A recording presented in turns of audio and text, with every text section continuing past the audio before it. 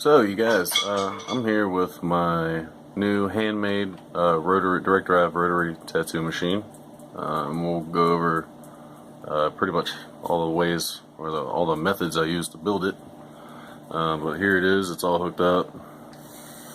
Check that out. It's very quiet. Now I get up to the mic. That's all you hear when it goes. It's just the low hum of the motor. You don't hear that bearing. I got it nice and greased up, and yeah, so yeah, it's very simple. Here, let me lay it down.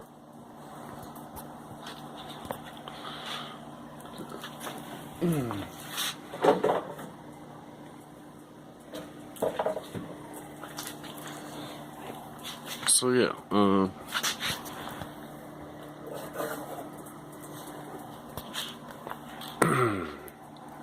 yeah, as you can see, I just did the tattoo a little while ago.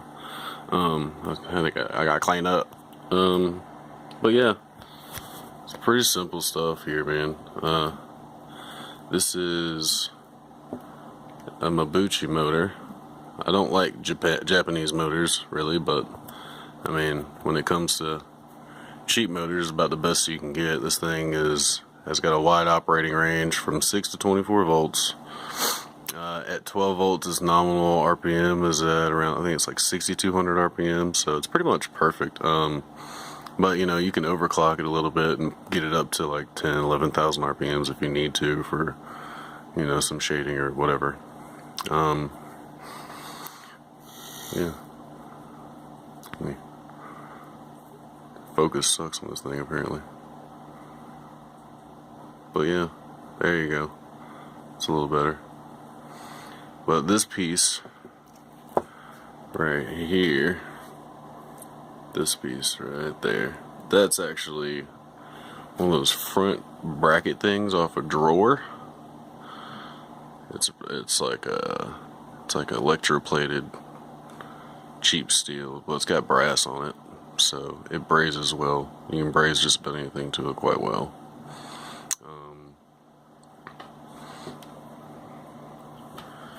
These two pieces. Now that the piece right here, this one is actually an old cam that I had modified, and I ended up actually dropping the machine that it was on and sort of torqued the little set screw in there, and it sort of cracked it a little bit. So I just heated it up, pressed it back together, and then stuck it on this, so it works. And it's one solid piece again. I kind of welded it back. Although brass usually doesn't weld that well, but this is the stuff that's forgeable, and it welded itself back together quite easily. It just had a little hairline fracture, so I couldn't really use it for what I needed to use it for, but structurally it's still fine. This piece right here, that's a whatchamacallit. It's from the back end of a coil machine. I don't know if that one's the actual. No, it's not. This is the brass pin where your clip cord would go into on a coil machine. If I can focus, is terrible. There it is. But yeah, and then this is a little brass piece that has your contact screw. That's your little contact screw fastener right here, and it's all pressed together. I took this plate and I found a socket that was the same size as the motor, and then I just put the motor off to the side, took this bracket, and then I clamped it into a vise, and then I took a hammer and on the exposed sides tapped it in, and then I loosened the pressure as I tapped it, and then increased the pressure and re-tapped it, and then basically repeated the process over and over until I got it into a perfectly round shape that the motor could fit nicely into.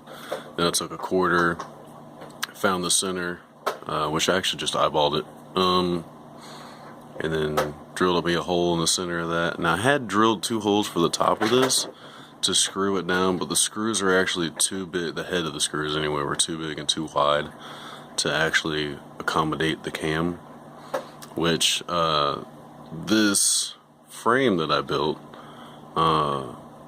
held the motor so tight with such friction that it literally took everything I had to remove it as I was building it. You know, I'd have to put it back in and remove it over and over just to get everything proportioned correctly and everything nice and tight.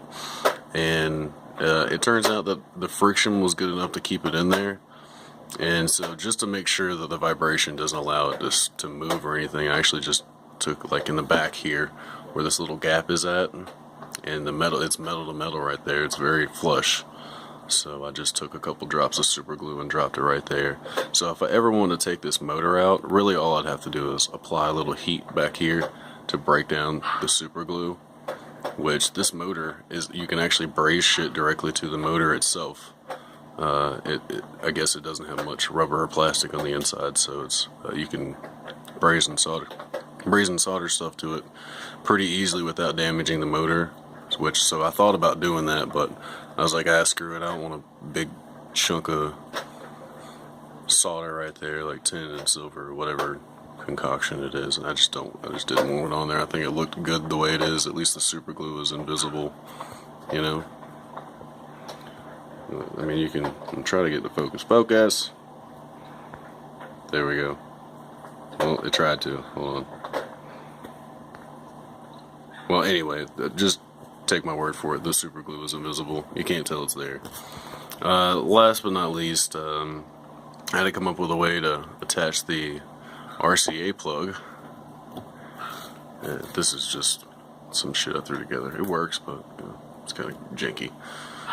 But yeah, see, this is actually the pencil marker holder or whatever that comes on a compass, and the compass was kind of made of this, like some sort of zinc alloy or zinc aluminum alloy, something like that. So you can see a little better. This thing does not like to focus in this light, apparently. But yeah, I basically just, on the knob right there, like normally this little piece right here is round at the end, has a hole there and a hole on the other side, which I just filled the holes.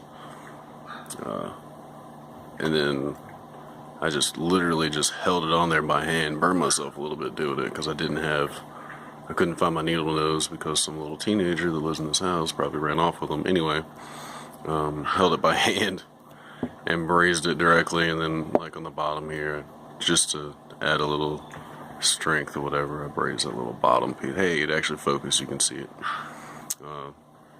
These are the original wires that came on the motor. I just soldered them to this little RCA plug, and then I made a little Pennywise out of the screw, and you know, put it in its place, and it holds the RCA. So if the RCA wore out or something, we want to change it, we can change it quite easily. We just unscrew the screw right here and put a little heat on the wires, pop, and you're done. Then you got some bare wire to work with, and then you can throw a new plug on there if you do so desire. Now, the only thing I didn't really fabricate on here, aside from this little RCA holder, was actually the front base plate and vise assembly, which is this. If you're unaware, this is the base plate, and this is the vise portion of the base plate. So, if you'll notice, when we set it up right, see if I can get the angle right. There you go. See how that it's got like a little, it's almost like a question mark shape, sort of.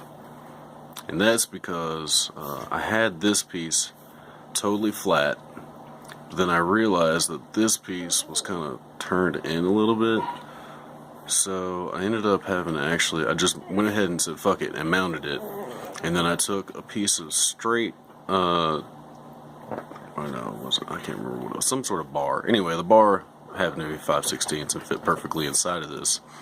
So then all I did was just I pinched this at the bottom, or no, right in this section with a pair of fencing pliers, which if you know fencing pliers, you can kind of grip with like the square body of the plier itself, and it's actually really sturdy.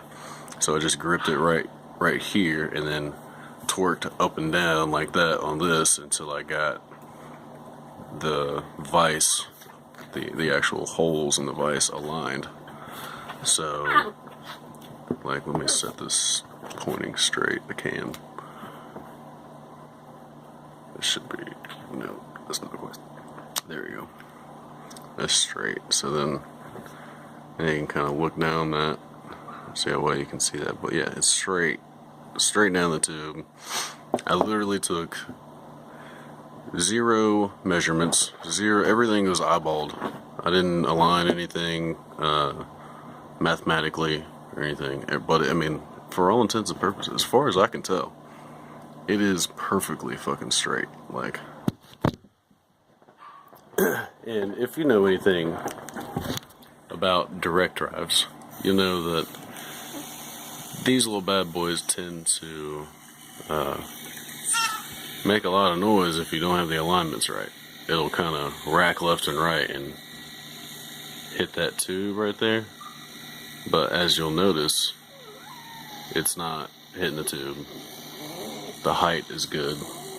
And in fact, if we pull back, you can, I don't know if you can really tell, but the angle between the vise and the motor itself gives a slight downward hill, sorta, like a downward slope from the nipple to the tip, and that gives it that downward stroke so that the needle, since it's flimsy, it'll slide straight and true in the down here. So, and this needle, I just use this for demo purposes. There's no point in doing anything else. Let's see. There we go. Now focus.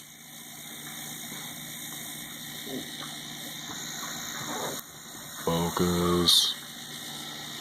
Just trying to. I hate this camera. Anyway, but yeah, I mean, you get the idea. Totally handmade.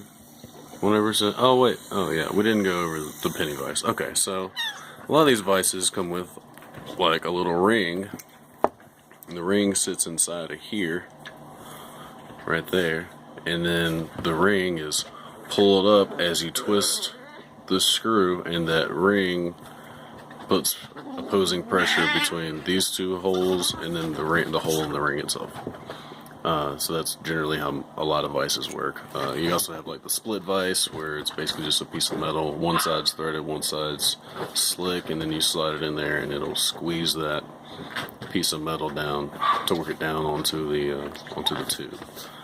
This one works a little. See, check it out. This is something else I noticed. 1975. I just picked these pennies like literally out of my pocket. So it was 1975, and then let's see.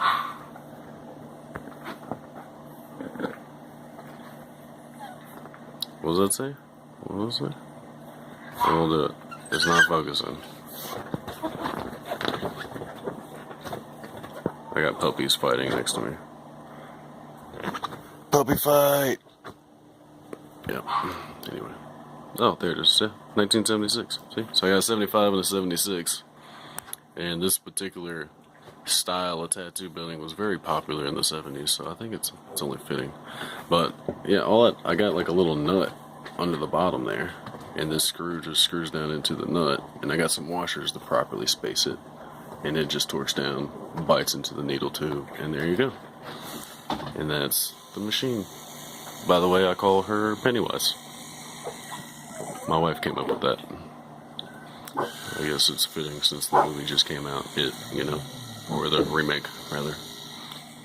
Well, yeah. There it is. 28 cents is all it cost me to make this thing, by the way. 28 cents.